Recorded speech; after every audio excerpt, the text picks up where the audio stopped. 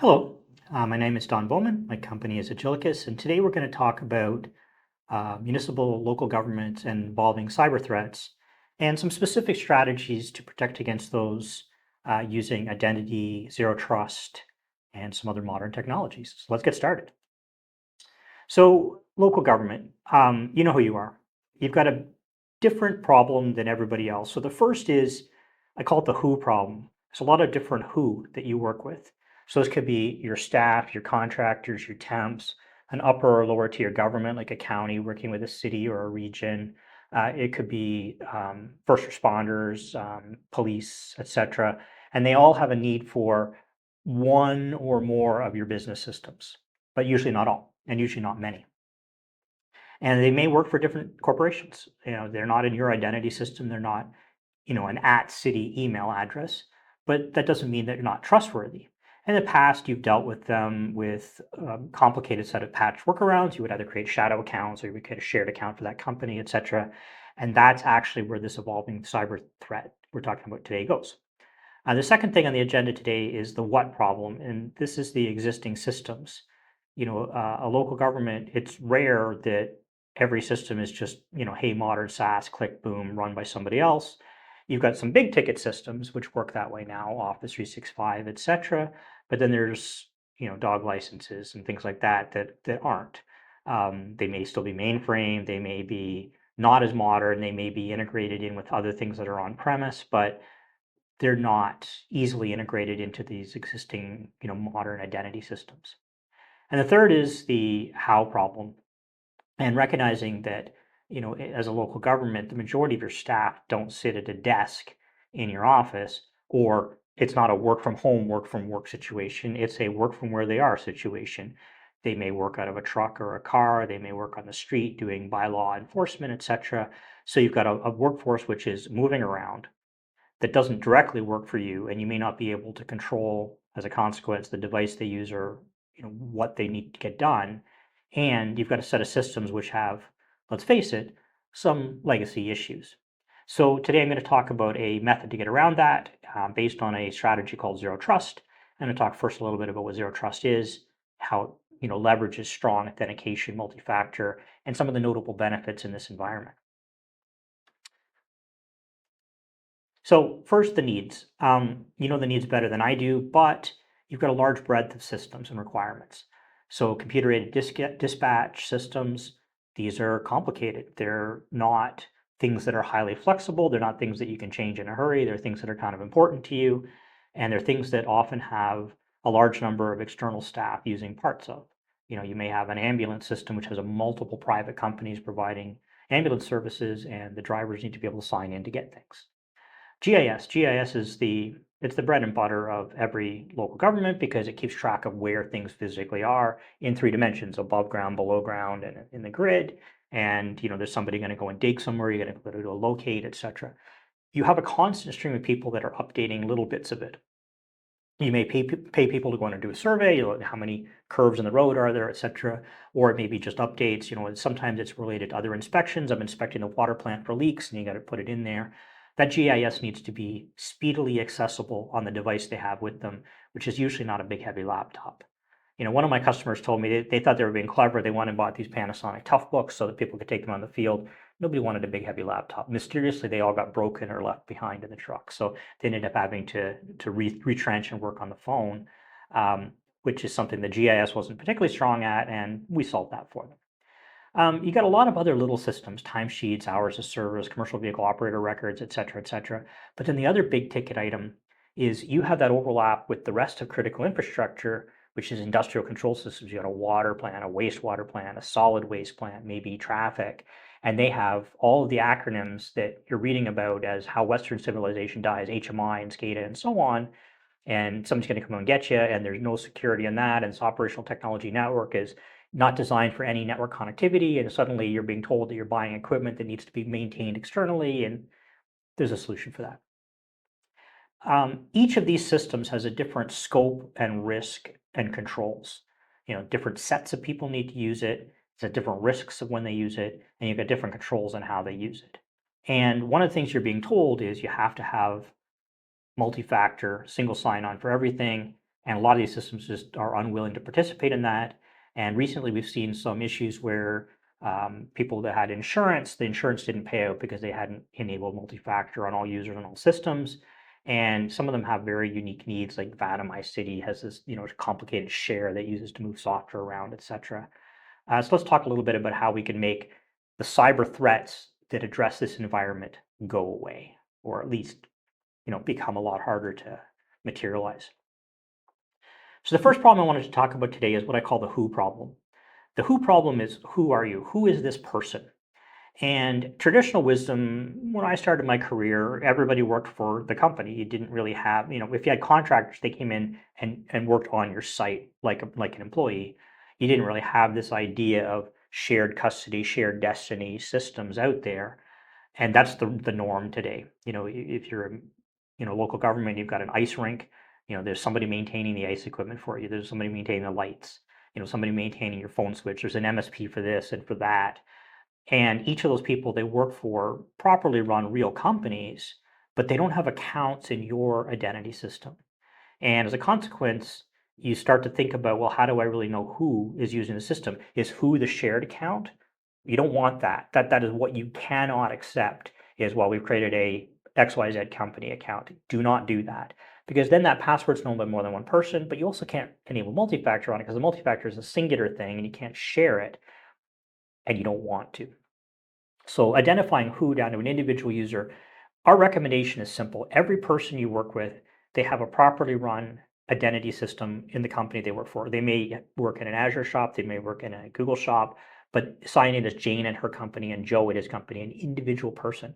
And that way you don't have to worry about their HR issues. If they leave the company, they're taken out of their identity system.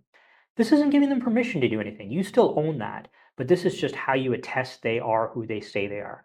You single sign on to all your systems just the same way you do your email. So should they, even when it's one of your systems. And we'll show you how to solve that here. The second part of the problem I call the what problem. So the who problem is who are you? The what problem is what are you allowed to do? And in the past, it was sort of the opposite of zero trust. You were on site, you could do anything. You're on the same network that all the other stuff's on. So you dealt with employment contracts and trust. People showed up, they showed you a badge, they opened the door, they got to walk anywhere in the building. Some of these systems you want to have a little bit more fine-grained than all or nothing. So the first thing is system by system. So rather than say you're on my network, you can see anything that's on my network, recognize that these task-based workers only need singular or a small number of systems. And that's what zero trust is all about. Zero trust is about there's no inherent trust based on how you've connected to my network, and I'm treating every person, resource, pair independently from a decision standpoint of what they're allowed to do. The third part about what is it needs to be fine-grained. You need to be more than just all or nothing. Sometimes you have like your GIS system, you may be able to do read-only access instead of read-write, or that HMI in the water plant, same idea, be able to see the chemical set, see the alarms, but not change them. The problem is your underlying business systems work the way they do.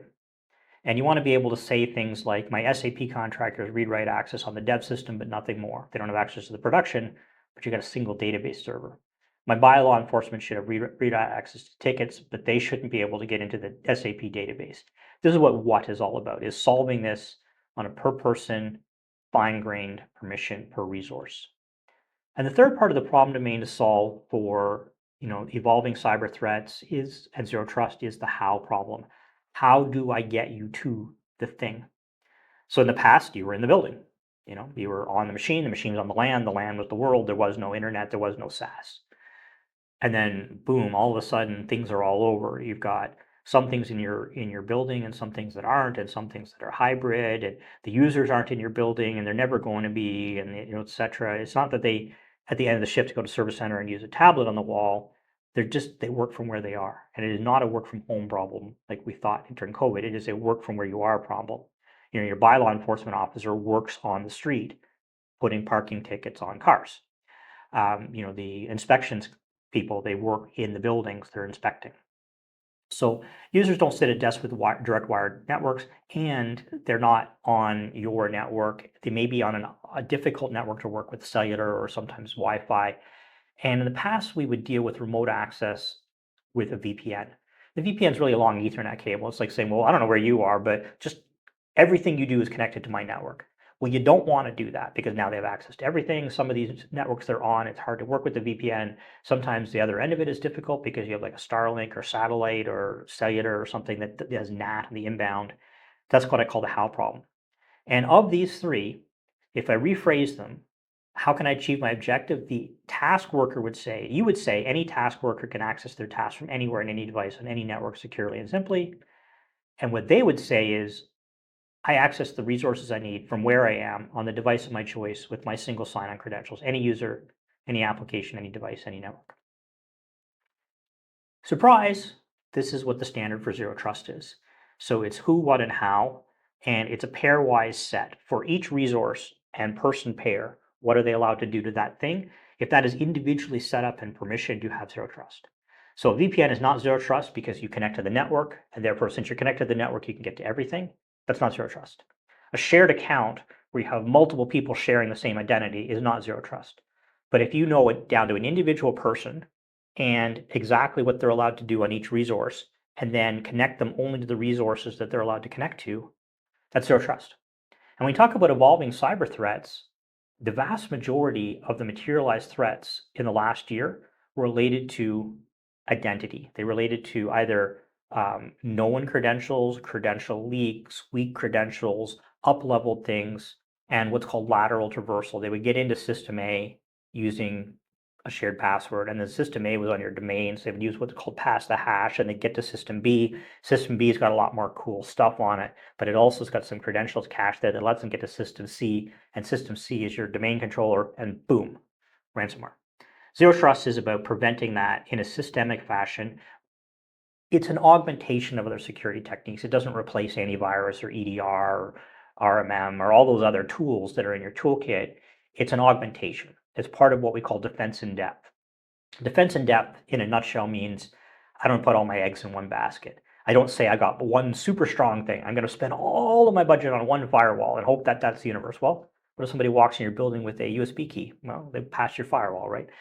So defense in depth is either got a fallback strategy. I'm going to slow down the attacker, give myself time to react. I've got some logging so I can see it. Makes it less asymmetric. So today, when we talk about remote access, the first thing that comes to people's minds is the VPN. And the VPN, really long Ethernet cable, effectively. It's how the internet started. Back in the late 60s, those universities that connected to each other over frame relay lines, those were effectively VPNs. They would have their own network, and the other university had a network, and then they had a virtual network across it. It became a lot more popular as a term sort of as the 90s started to come to a close, and you started to have people work on the road with a laptop in a hotel room. And this was pre-broadband, so they would dial. And first they would dial back into the company. The company maintained modem banks. This is how, when I first started my career at Hewlett Packard, this is what we worked with, a modem bank in the system. But then they didn't want to do that anymore because the cost, it was long distance. Long distance was expensive, particularly in a hotel room. You were paying like dollars per minute for it. And then so they would get you an ISP and you would dial into some local thing and it would go over the internet and it would connect to you. But then it really started to sing when broadband started to happen at the very, very end of the 90s. And Microsoft came out with a protocol called PPTP, point-to-point tunneling protocol, and that's sort of how it got started. And it's all or nothing. It gives you an IP on the network just like you were there. So the good part about the VPN is it's like you're there. It just works. There's no additional steps. You can leave it running all the time. It goes away in the background. People trust the vendors and the technologies, and get strong encryption. Every day there is an attack on the VPN. Today, the one I was reading this morning that CISA is telling you have to fix. Cisco's ASA 9.9 out of 10 CVE. Unauthenticated remote user can run code on your VPN. You don't want that. So the VPN's got some flaws. The bad part of the VPN, coming back to those contractors and temps that work with you but not for you, they also work with other people. And what you can't do is dictate what they install on their machine. To connect to my network, you're going to use Cisco AnyConnect 1.2.3 patch level 17. Oh, well, we work with this other client and they need patch level 16. Well, I can't have both installed at the same time. What are they going to do? They can have a virtual machine for every client they support. They don't want that. So the other problems is, with respect to routing, people would say things like my video calls break up when my VPN is up, or I can't print at home. This is because you run what's called non-split horizon. When you connect to the VPN, all your traffic is tunneled into the company. So that your downstream is the company's upstream, and the company's upstream is your downstream from a bandwidth perspective. So you do that big company meeting with 100 people on it. The company's network has all 100 people's video conferencing going in and out of it at the same time, and it breaks up and everybody's sad, and et cetera. The chief administrative officer comes to you and questions your technical chops. But there's some other little things like subnets overlapping. We all use RFC 1918 private address space 10.something.something as an IP. And what if they've chosen the same one? Well, the VPN is layer 3, it overlaps. You got to fix it. The ugly part about the VPN is you're increasing your risk. You're joining their network to your network. And we saw that happen a couple of years ago with the Colonial Pipeline hack. Took down the gasoline supply of a G7 country. Like this is the thing wars start over. When I was a little kid in the 70s and the energy crisis and the lines with signs up with no gas and so on, it was the whole news cycle. This happened here. It was just a VPN. And it was a contractor that didn't necessarily do anything wrong, and they had legitimate reason to be connected to that network, and they et cetera. But because now both networks are joined, some bad thing on their network becomes a bad thing on that network, and the risk goes up, et cetera. And there's no users, there's no attribution, there's no audit. So that's the ugly part of the VPN. So you don't want that from a remote access standpoint. You want zero trust. So what's the high level view? So I'm not proposing a major change in how people work. In fact, I'm proposing they work the same way. I'm not proposing an architectural change in your network. In fact, you're not going to make any changes in your network. Our system, Agillicus NEX, is an identity-aware proxy, and it means it'll work without any reconfig of the users or the network. But in a nutshell, the user is going to see everything as web-based. They're going to open their browser, which I can guarantee they're all trained on by this stage, so there's no new software to train on. And they're going to sign in like they sign into their email. They're going to click, and there's going to be sign in with Microsoft, sign in with Google. They click sign in with Microsoft. They'll see their Office 365 sign in, and boom, they have the systems and only the systems that you agree that that singular person needs on any device, on any network. They could be in a coffee shop, they could be in a hotel, they could be on LTE on the side of the road. And for these very narrow task-based workers, think back to that HMI or that PLC in your water plant. You've got a system integrator who's going to do a firmware upgrade on a PLC, and they don't want to do it on site. And if they came on site, you would pay for 8 hours of on site. It's going to cost you a lot more money, and they've got to schedule it for a month out. You can get it done right now, and you want them to make sure that they're only updating the one PLC. So you've got two, you can do one but not the other. Okay, they got permission to that, so they can't go sideways by accident. That narrow task-based worker, they're much happier. You're much happier. They just open their browser, it gets the job done. No layer 3 routes. In fact, you can't ping across the system, which means malware on their PC can't sneak by it when the connection's up. And even if everything goes terrible and somebody comes and puts a gun to their head, they can still only get to the systems that they're allowed to. So this is the win-win in security. It's secure for me and simpler for all. Everybody wins. A lot of people think that you have this trade-off between simple and secure, and you want to be more secure. Of course, it's going to be crazy hard to use. It doesn't have to be the case. We've made it so that multi-factor can work with Bluetooth Low Energy, and if your phone's nearby, it works, and it's got pass keys, and you blink and it logs in. All that stuff is there, and it's there for your email, so it may as well be there for Maximo or some other crazy municipal thing. And it works even in offline environments like your air gap in the water plant. So why does this reduce your risk? So coming back to, we're protecting a local government from new and emerging threats. Those new and emerging threats, I'll let you know a secret, they're just using technology. So that you are deploying more technology, each of that has a set of weaknesses. They are deploying tools like AI and automated scanners and Shodan and stuff to find it. They're spear phishing you. The number one way they get in is valid credentials. And the number two thing that gets you is once they're in with their valid credentials, they can up-level that with lateral traversal by using more and more and more past the hash. And by the next thing you know, they get the root of your kingdom. Zero trust is part of defense in depth. It means that even if one person has their credentials weak, which they're unlikely to when it's their email, because it means when you create new systems with new passwords, I guarantee they share it. Or if you have multiple people sharing it, well, it's shared. In this model, with the single sign-on and so on, it's much less likely to occur. But even if it does, the what part of it, they can't get to anything else. So shared accounts are gone. You don't have to worry about, my partner fired this person for cause, and we've had a shared account there for a decade. I wonder who else has gone. You don't have to worry about that. When they leave, they're taken out of their identity system. You don't have to know about The overbroad access is gone. They can't get to everything. They only get to things they need, and with the roles they need: read only, read write, etc. And you got an audit trail, trust, but verify. Reagan. So who did what to what thing when? You've got an audit trail. Much less likely they're going to do something purposely stupid. They might still do something inadvertently stupid. And you got multi-factor on everything because it's done in that identity-aware proxy. You don't have to worry about, oh my God, I'm not compliant. My insurance is going to come and find out that I've got the key, the water for the city. The number one thing I worry about is poisoning my water supply. And that's the one thing. It's got this stuff on it that doesn't support anything modern, but we fix that problem for you. And there's no software to install. I know you're thinking the implementation sounds kind of complicated. It's actually not. You could get this done, like in the time of this webinar, you could have your first user online. Deploying our connector on site, it runs on anything: virtual machine, physical machine, Windows, Linux, Mac, Raspberry Pi, MikroTik, Cisco IOX, Ubiquiti, whatever.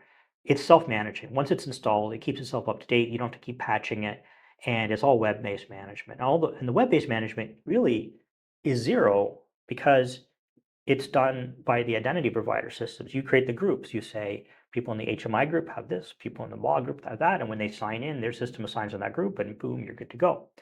And you get that unified authentication. People can sign in with their identity provider from their company side by each. You don't have to create shadow accounts for them. So Jane at her company, Joe at his company. It's just like signing in their email. Precise authorization. You're able to say, Dawn has read-only access to HMI2. That's it.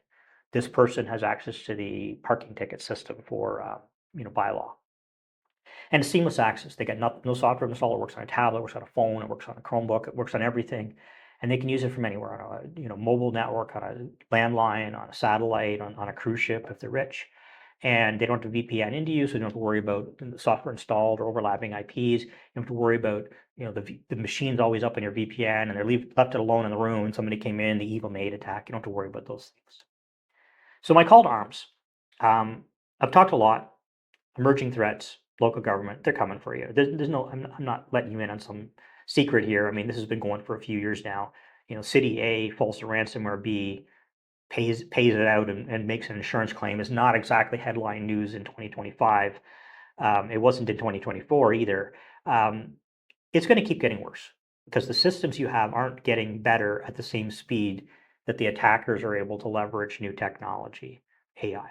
And spear phishing and weak credentials and shared credentials and remote access are the accelerators for that. Defense in depth is the generic strategy around that. My call to arms: recognize that you can't put your head in the sand. The digitally disenfranchised, they need a slice of the pie. They want to do their timesheet and stuff online. Things are getting smarter and more specialized. So the stuff in your industrial part of the city, that's going to keep getting more and more complicated, which is going to mean more and more experts are helping you. And it's not going to be just on-site staff know everything. The VPN is not an appropriate solution for everything. I'm not saying it doesn't work for your IT team to manage stuff, but it does not work with all your software. It gives you this lateral traversal risk. And understand that single sign-on multi-factor is for everybody. It's got to be for every person on your team. Having a multi-factor and a non-multi-factor group, it's kind of like having a no peeing zone in a pool. It just really doesn't work from a security standpoint. You can't have shared accounts. You must not create new accounts. When a contractor says, I'm going to start working with you, if the first step is you create an account for them, you've lost the battle. So with that, after this, my team's going to reach out to you. Feel free to engage with us. You can look on our website. There's a little chat icon, comes directly to my team, www.chilicus.com. We do a lot of these educational webinars. You can email us, info@chilicus.com. You can check out some of the YouTube videos. The recording of this will paste online. Thank you very much for your time today. Again, my name is Don Bowman. My company is Agilicus. Our product is Agilicus NEX, and it makes zero trust secure remote access easy and accessible for a local government. Cheers and bye-bye.